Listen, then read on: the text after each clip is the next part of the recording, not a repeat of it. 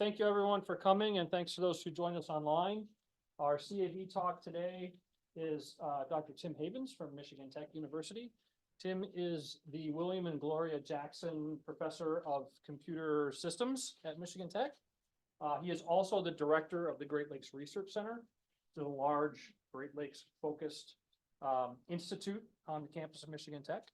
And Tim does a lot of really interesting projects in lots of different sensing modalities, including acoustics, and combines that with high-end data processing and data analysis, a lot of machine learning and AI work. So with that, I'll hand it over to Tim. Tim and I have been colleagues for years. I'm very happy that he's here, and I hope you enjoy his talk.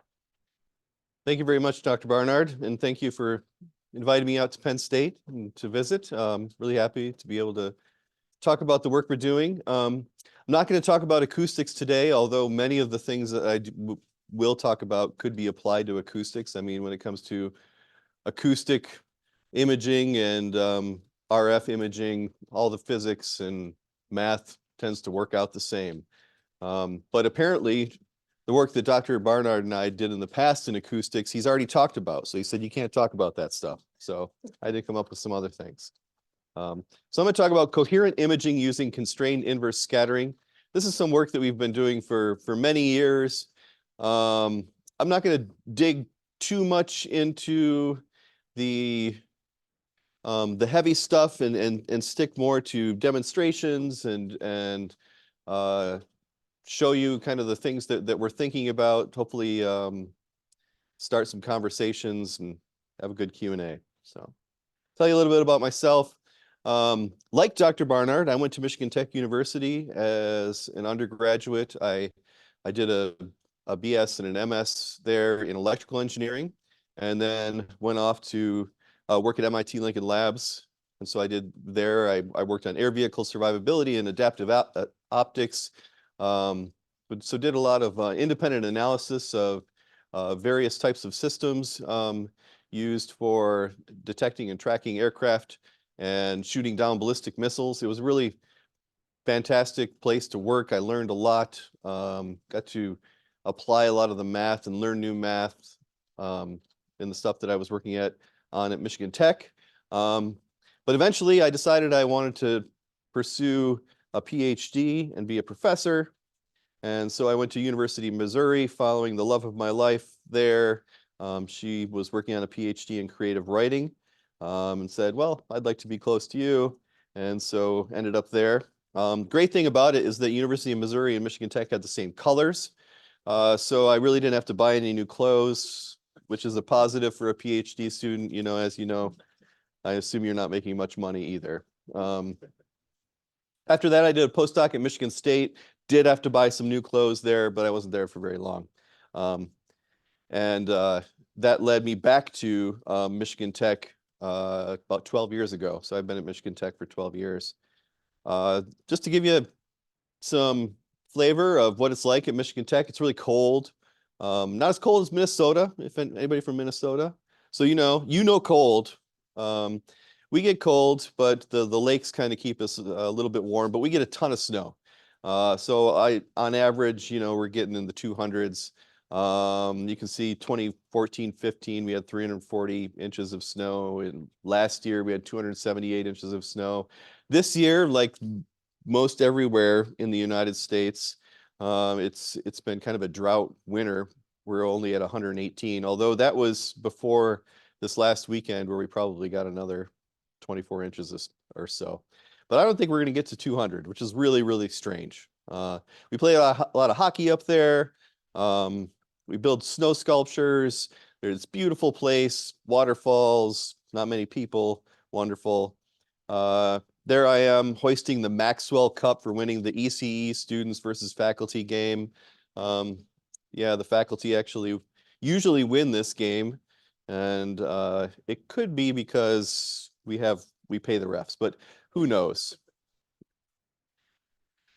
Spend most of my time working at the Great Lakes Research Center. So this kind of shows you an image of our campus, and specifically the Great Lakes Research Center is the building that's down near the water there. So it's a 55,000 square foot facility right on the Portage Canal.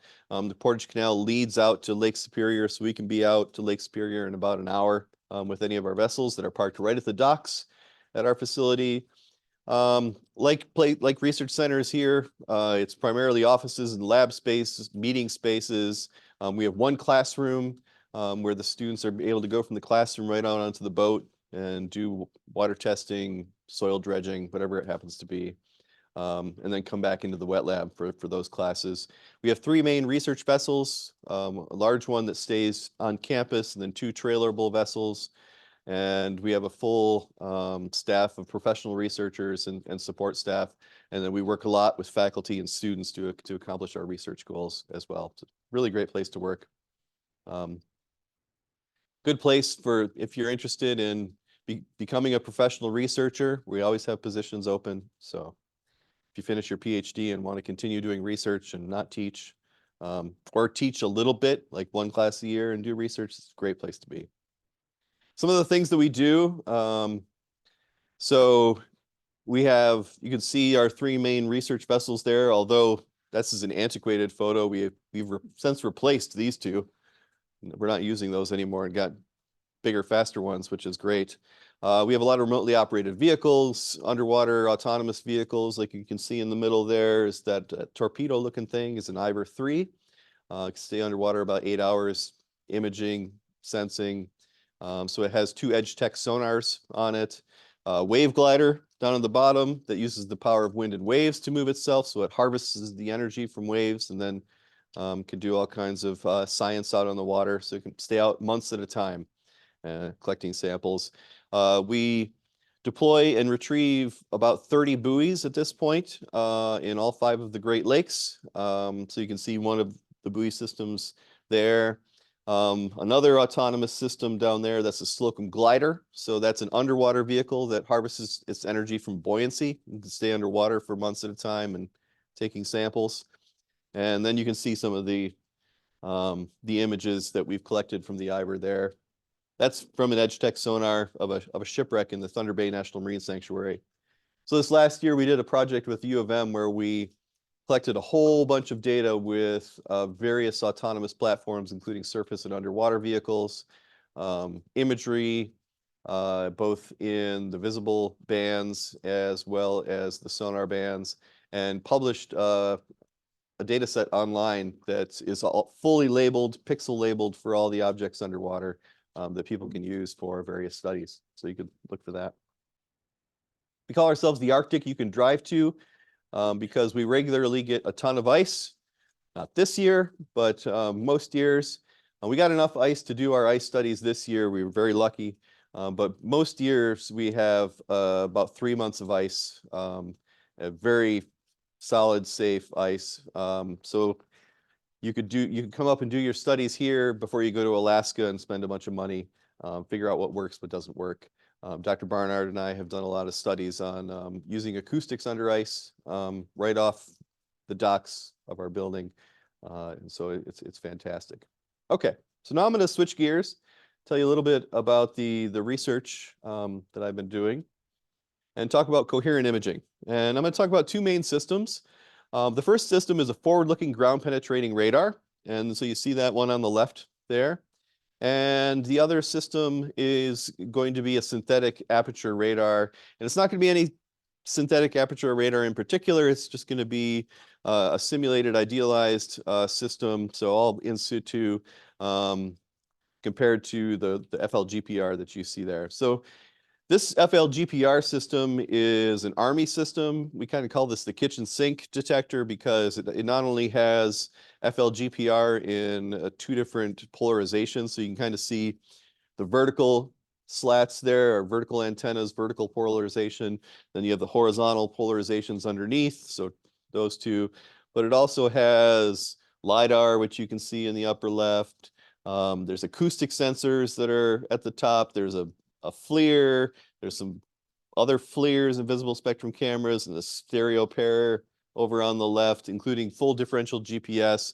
So we really use this as a test platform to determine what kind of information is necessary and what kind of sensors could you combine together in order to find explosive hazards that might be at or within or near the roadway, which was and continues to be a big problem in many places of the world. And the tool that I'm going to talk about is constrained inverse scattering. And so the idea here is with inverse scattering is you're starting from the target or excuse me, you're starting from the sensor and moving back to the target. So you're basically saying, okay, rather than scattering from the target and back to the sensor, you're taking the measurements at the sensor and saying, okay, how do we create a target that produced these readings? And so it's pretty simple when you get down to it, but you got to put some equations in a technical talk. So you can see the SAR linear signal model is at the top there. And so the data is what we're collecting with our antennas. And we're considering the data to be a linear combination of the discrete reflectivity map. So if you consider this reflectivity map just to be composed of a bunch of point sources, then those go through a single signal model, linear signal model. This is complex to create the data. And of course, there's noise. And so the whole idea is how do you find that discrete reflectivity map that produced the data that you're receiving in your antennas? And so we use penalized least squares and constrained inverse scattering approaches. So the penalized least squares is what we're considering to be the idea is that, okay, you have the data, and then you have your signal model and your estimate of the discrete reflectivity map. And so if you compare those two things, they should be the same. And so you can do a least squares estimate, which you can see in the middle there, just minimizing that mean squared error.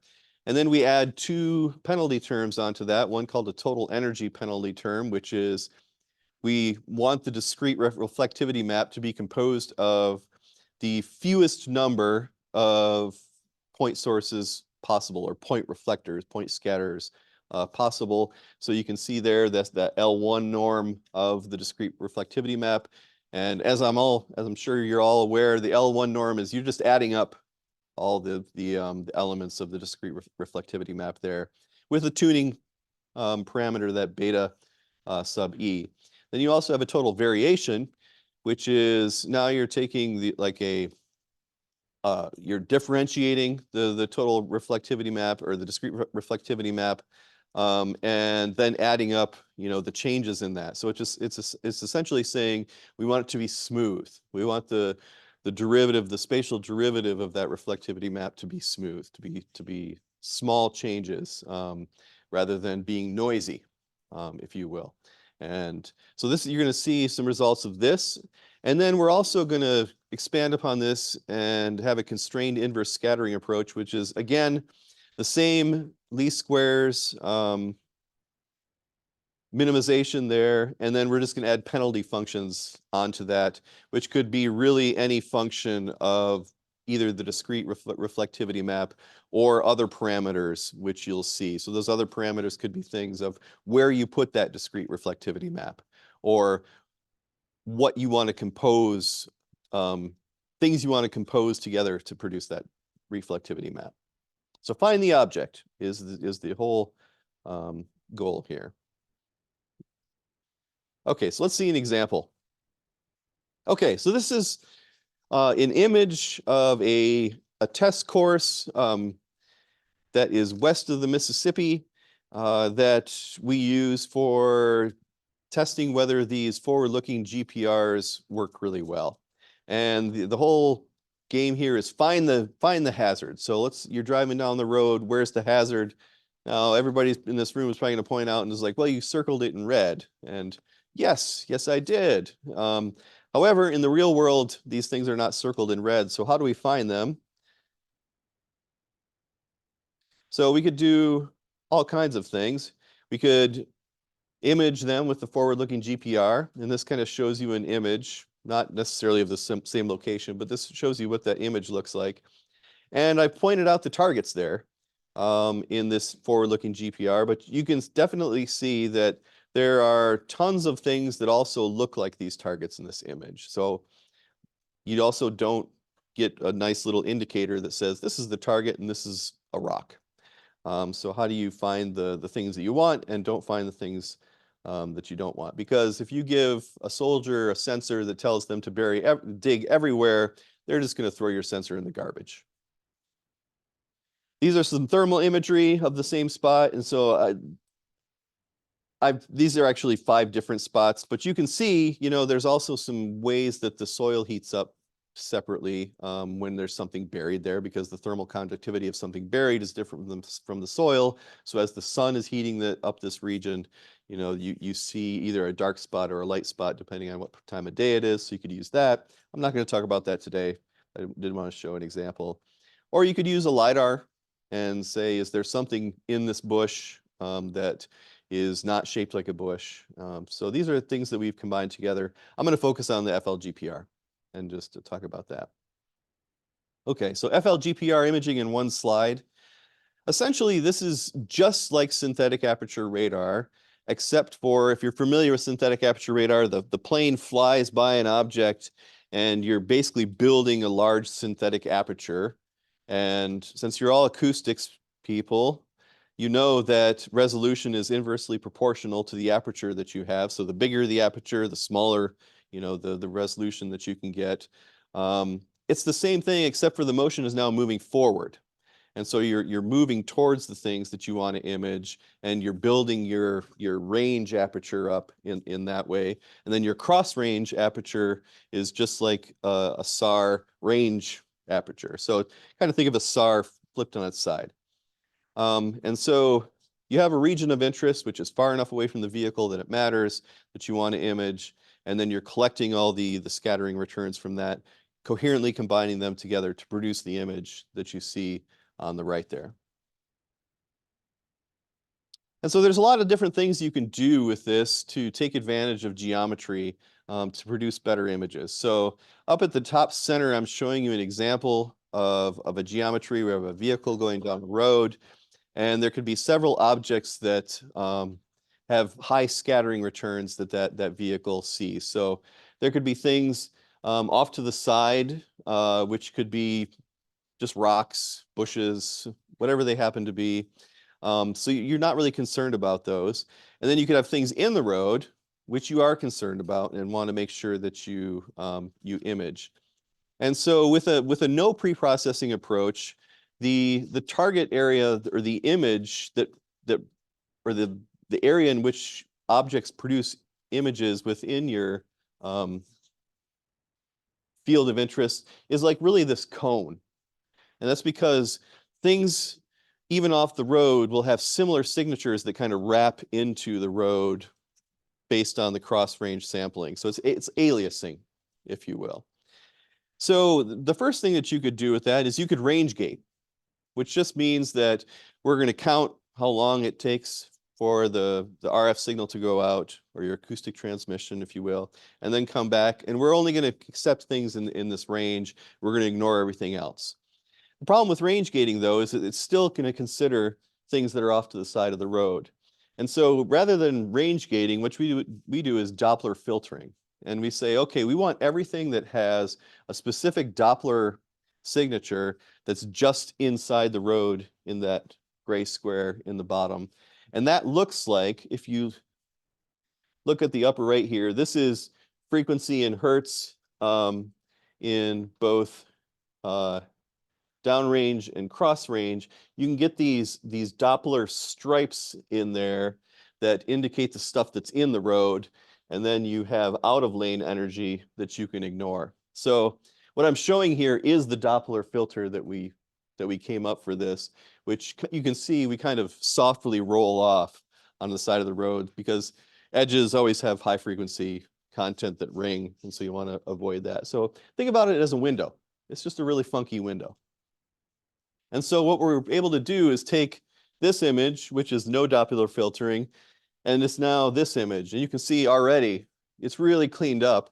And that's because it was really stuff that was aliased from outside the road, because there's all kinds of garbage on the side of the roads being aliased back into the road. And so now you can see, okay, we're doing pretty good. We have some targets there that we definitely pick out. There's still some things, other things that we want to perhaps get rid of as well. So now let's look at regularized imaging. So in the first, what we see here is back projection of, I'm showing two different scenarios here. And back projection would be, we're just using the least squares objective function, and we're back projecting the image, or back projecting the energy back into the image space, so that, you know, that inverse scattering approach. And then we're going to add, what we're going to do is we're going to add on these regularizers, the total energy regularizer and the total variation regularizer. And so what you see here is two things. The center is a dual regularization, so we're using both parameters. And then on the right is just the total energy regularizer. And so you can see there, you get really two things. And you know, this would be a knob that you really need to tune based, and then produce ROT curves, pick the place on the ROT curve to get the detection rates that you want. But what's really nice about the dual regularizer is that the total energy regularizer is going to try to pick out and reduce the number of scatters that you're looking at. So you start to get these things where you have these discrete scatters, or it's a sparsifying regularizer if you've done this kind of stuff in the past, where the total variation is going to try to back away from that and say, okay, that's great. You know, you're reducing the number of things that we would look at, but we also want these things to be smooth. And we want to maintain like these target looking things, or the shape of the target looking things. And so that's what you can see in the center here. And what's great about this is we start to get like signatures that we can apply later techniques to using these regularizers. And so I'm going to move on after this, but I could give a whole talk on things that we've done after this with ML and AI in order to look at these signatures and then further deduce whether this is something that's buried in the road or not. But I just wanted to stick to the inverse scattering for this. So before we go on to the next thing with SAR, any questions? You can just shout out questions at any time too. It won't bother me. Yeah. You have to account for the stability of your platform as you're building your like synthetic aperture. You know, you're on a bumpy desert road. You do. Yeah.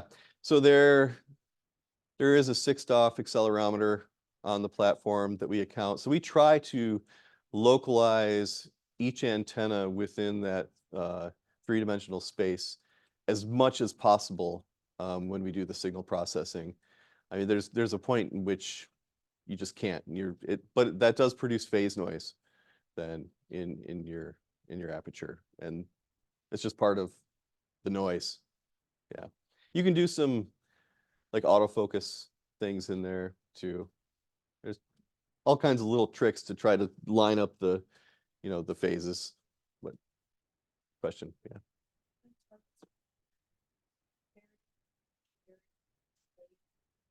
Yes.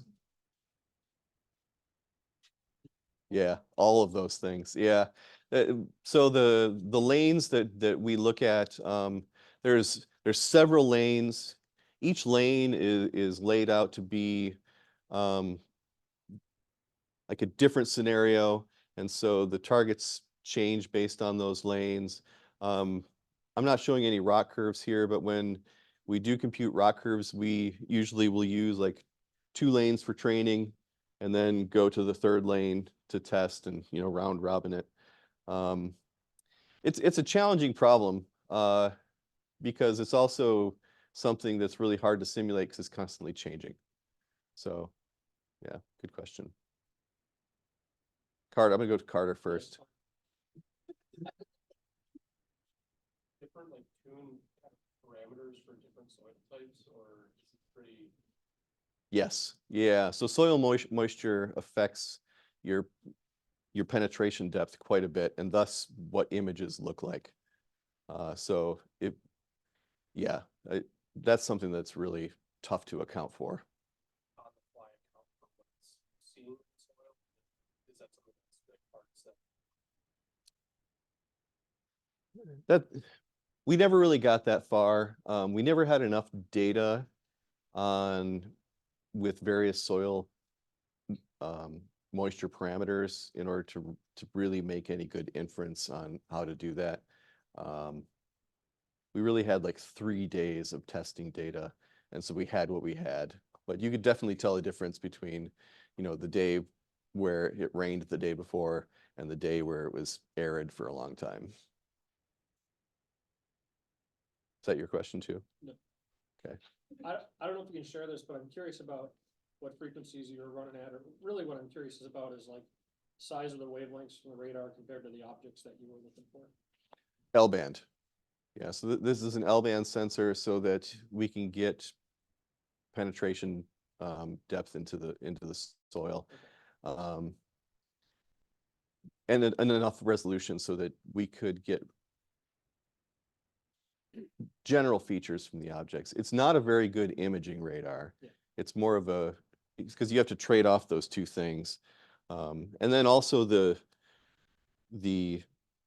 number of elements that you have in the cross range FLGPR determines your resolution there within reason. So we tried to do as many as we could there.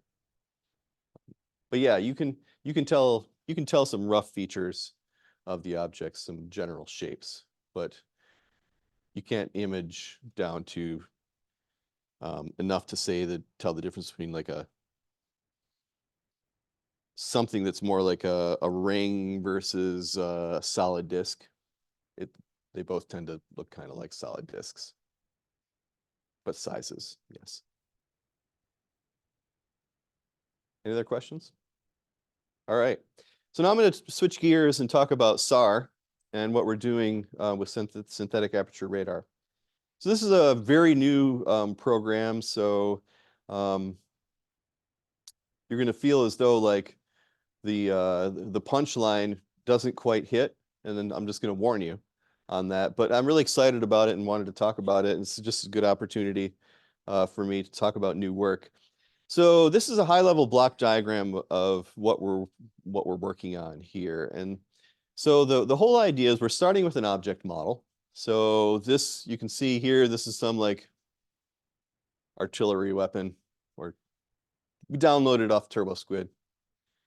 Looked like something we were interested in. We're simulating that. So we're simulating that using common simulation tools. So ANSYS is one that you could use given a radar definition. And I'm just going to stay away from getting too detailed into the radar definition here. And then what you get from that is a phase history, which is your signal. So that's what would be measured with the synthetic aperture radar. So think about the radar is flying by this vehicle here. It's collecting the complex signals at each frequency as it's flying by. And so you get phase history over time, or over space, if you will, in that aperture for that object model. And then so we can do two things here. We can use constrained inverse scattering to produce what we call the conventional image. So this is given the data that we have, work backwards, like we just talked about with the FLGPR, to produce the image of what this thing would look like with respect to the synthetic aperture radar. So that's the target SAR image. So we're also then using constrained inverse scattering to go backwards onto a model. And that's the term I'm going to use, is model.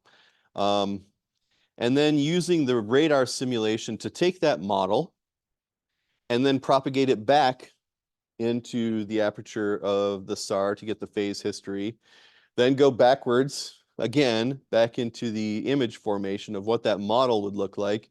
And that's the model SAR image.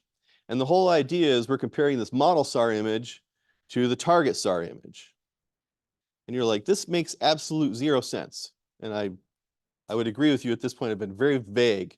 And so I'll give you an example of what that might be in a few slides, but just imagine what we're doing is we're trying to develop a technique such that we can produce a model of something that looks exactly like that something.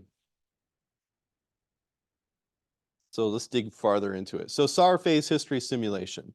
So we have this model downloaded from TurboSquid, GrabCAD, or given to you by a customer, whatever it happens to be.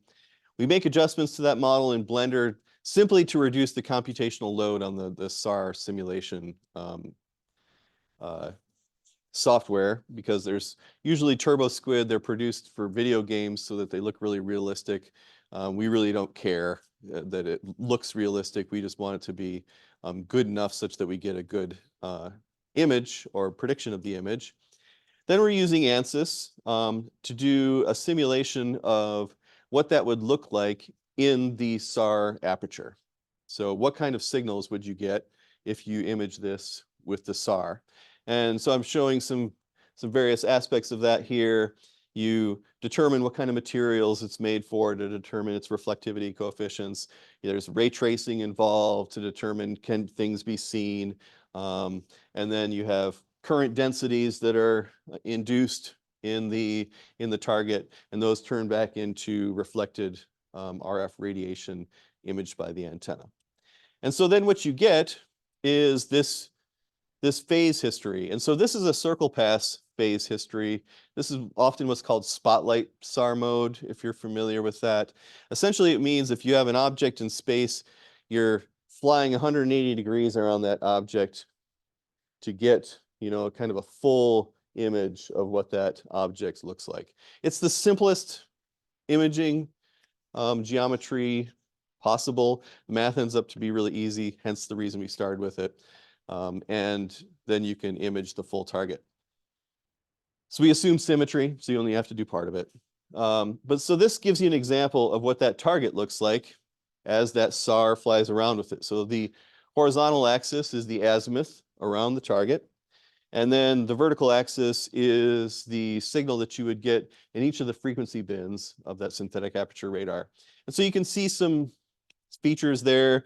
You see there's some strong reflectivity at the 90-degree azimuth, which would be right from the side of the target. So you get a lot of flat surfaces that the radar would be looking at.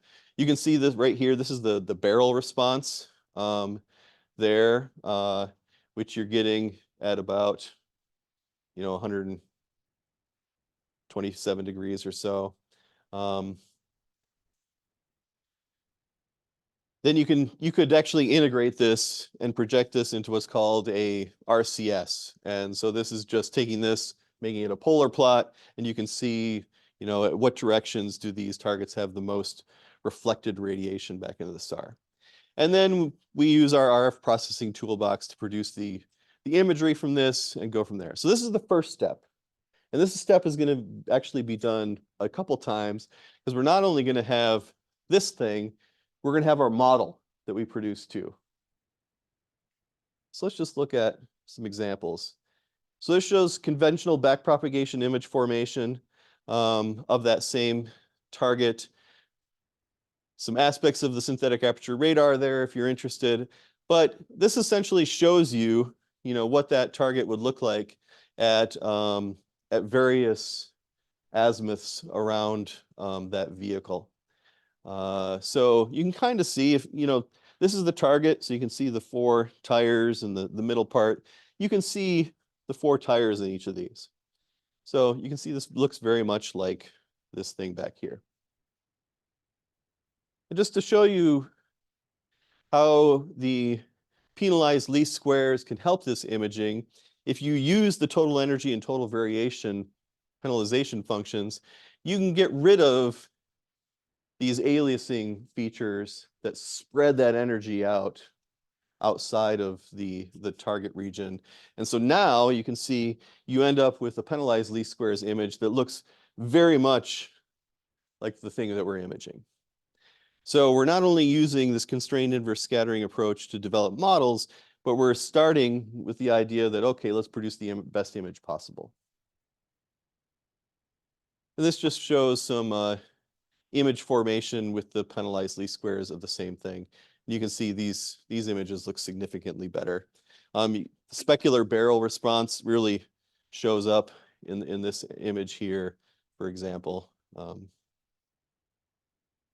Okay, So now that we have an ability to produce the best image possible of this, now let's take this a step further and say, can we use this to produce what this would look like in a different location? So I've imaged this water bottle in one location, and now what I want to do is I want to create a model of something that'll make the same image of this water bottle in this location, but it's over here. So what does that thing over here look like? Well, it's not going to look like the water bottle, right? Because we want this thing over here to actually produce the signals in the antenna that makes it look like the water bottle's over there. So you can kind of guess like why this is important. But it's a cool mathematical problem. So now we're going to look at other constraints for SAR imaging models, and we're going to make this toy problem into a constraint. So what we're going to say is, okay, let's assume that we have a synthetic aperture radar, and then we have something that we're imaging over here, and we're just going to use a point target because this point targets are really simple. You can do them really fast. You know really fast of whether the thing is working or not. But what we want to do is we want to produce something that makes it look like this point target is here, but it's actually produced by reflections, like reflectors that are in different locations.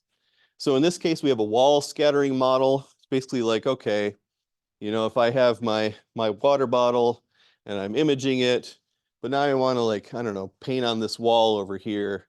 And then when I image it, actually that paint produces a pattern that makes it look like the water bottle's right here still. Or we have a post-scattering model.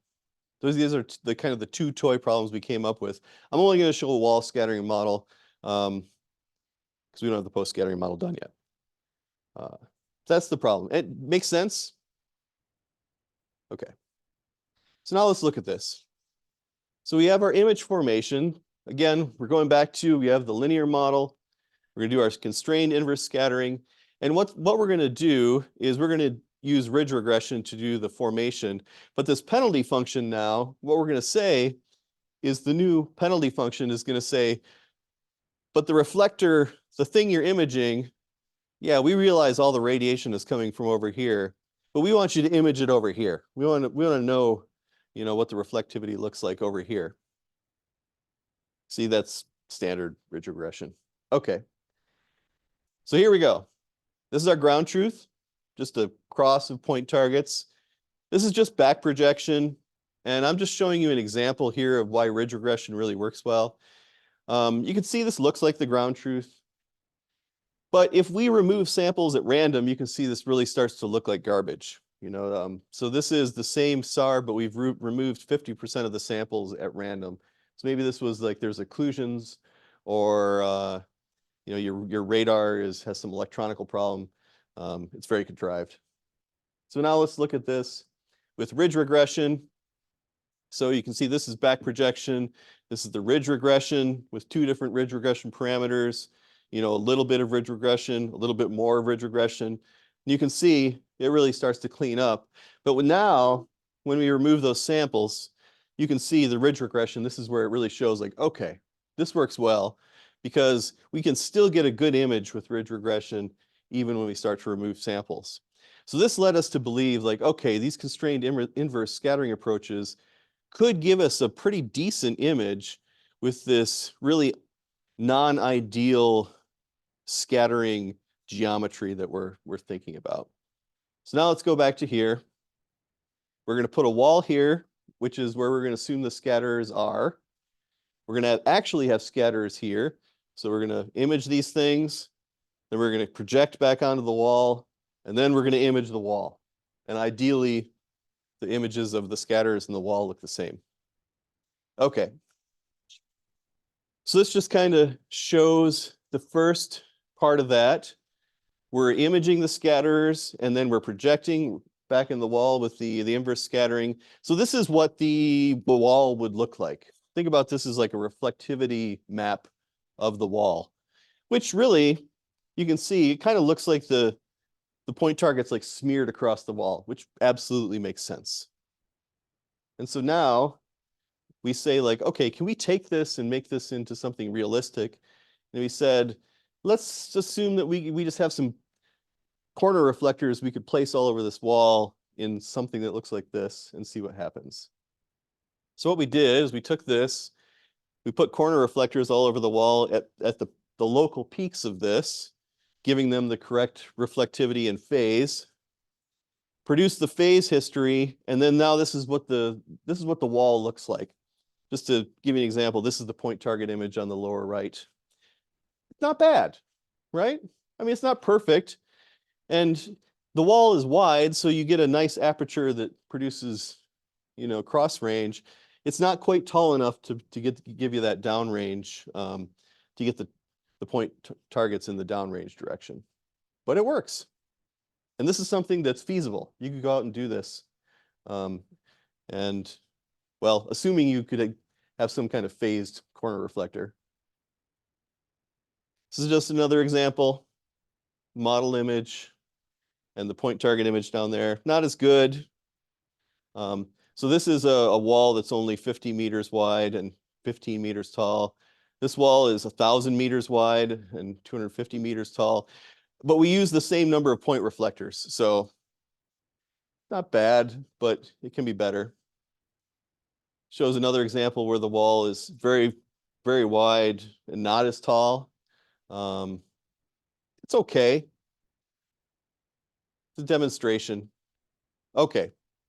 Now let's look at the final one. So let's just say, rather than little point reflectors in the wall, let's paint this wall so that it looks exactly like the reflectivity map here. So assuming we have some kind of paint that can do this. So now you can see, this is the object image. Now this is the model image that's produced with this. And so now you can see, like, if you can do this continuously, which this now gets into the kind of the impractical, I don't know what you even do this with, but you can get a pretty good image here. Just another example. This is actually a mistake. So my student sent me these two plots and he reversed the axes on these. So I told him to remake them for me, but he didn't get it back in time. So just imagine that these plots are like, use axis YX instead of axis XY. But you can see, we're starting to get very conceivable models here. I know I'm running out of time here. I want to get to questions. So as a summary, this constrained inverse scattering approach it's really a tool. And it's all in these penalty functions and how you use those penalty functions in order to solve different problems. So we showed one example where we want to get the best image possible and maintain the features so that we can pick out explosive hazards. And the second one, we said, okay, we want to produce walls that look like something that is not the wall, and solve that. So showed various constraints, the TE and TV, total energy and total variation regularization, a ridge regression imaging example, and then spatial constraints in order to move those reflectors over to the wall. And in the future, which is, you should be saying like, well, how good is this at working? I presented absolutely zero results on that. But in the future, we're going to look at extended objects and develop metrics for that imaging performance. And that's what we're coming up with right now. I mean, obviously, we could just do mean squared error between, your model and your true thing. But we really don't believe that that's a very good metric. It's easy, but really we should look at metrics that are based on like machine learning. So having an AI method that is detecting these things and say, okay, does it detect this model as the same thing? Which will be, I think, a tougher metric than MSE. So that's the end of my talk.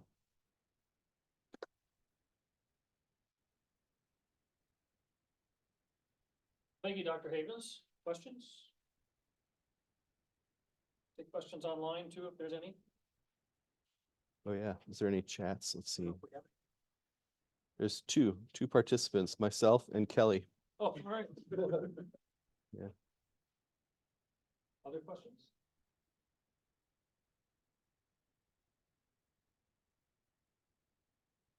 Is the wall designed to work at a specific frequency, or does it vary does performance vary over a range of frequencies? Well, the wall isn't designed at all at this Well, point, yeah, you know, right. yeah.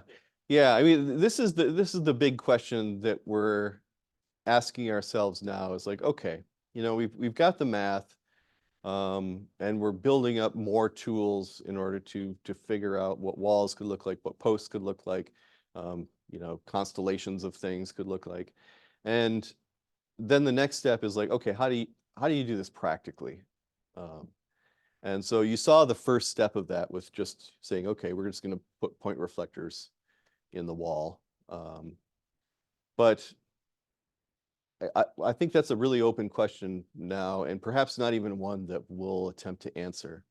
I think that this will turn into papers that we pass to customers, and then customers will figure out how to build the wall.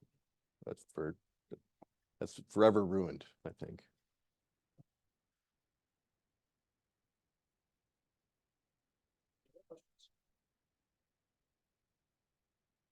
One of the things that I think is cool about this is how it transitions over to a lot of the work we do here, right? We have a lot of students that are doing synthetic aperture sonar work, as well as ultrasound work.